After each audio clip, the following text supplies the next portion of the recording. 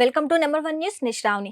తిరుమల తిరుపతి దేవస్థానం కల్తీ వ్యవహారం బయటకు వచ్చిన నేపథ్యంలో చైర్మన్ గా ఒక మంచి ఆర్గనైజర్ కు లేదా భక్తిత్వం నిండిన పదవి ఆకాంక్ష లేని లాభాపేక్ష లేని వ్యక్తిని నియమించాలని కూటమి ప్రభుత్వం ఆలోచిస్తుంది. గతంలో ఎన్టీ రామారావు ముఖ్యమంత్రిగా ఉన్నప్పుడు విజయవాడకు చెందిన ఆడిటర్ దేవినేని సీతారామయ్యను నియమించింది. ఆ రోజుల్లో టీటీడీ అభివృద్ధి పనులని చకచక సాగాయి. తిరుమల తిరుపతి దేవస్థానంలో విప్లవాత్మక మార్పులు చోటు చేసుకున్నాయి.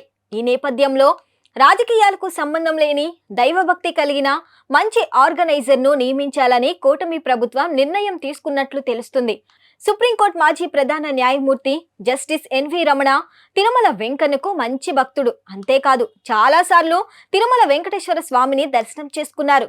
పదవి ఆకాంక్ష గాని లాభాపేక్ష గాని లేనటువంటి వ్యక్తి కనుక తిరుమల ప్రక్షాళనకు అన్ని రకాలుగా నడుము కట్టగలరని కూటమి ప్రభుత్వం భావిస్తుంది. అంతేకాకుండా బోర్డు మెంబర్ను కూడా మంచి భక్తి సేవ తాత్పరత కలిగిన వారిని నియమించడం ద్వారా తిరుమలను ఇంకా అభివృద్ధి చేయాలన్నది కూటమి ప్రభుత్వ ఆకాంక్ష.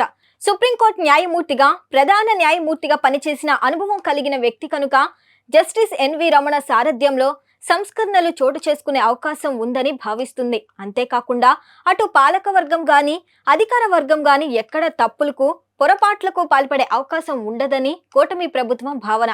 అందుకే justice NV Ramana TTD chairman గా ప్రకటించనున్నట్లు తెలుస్తుంది.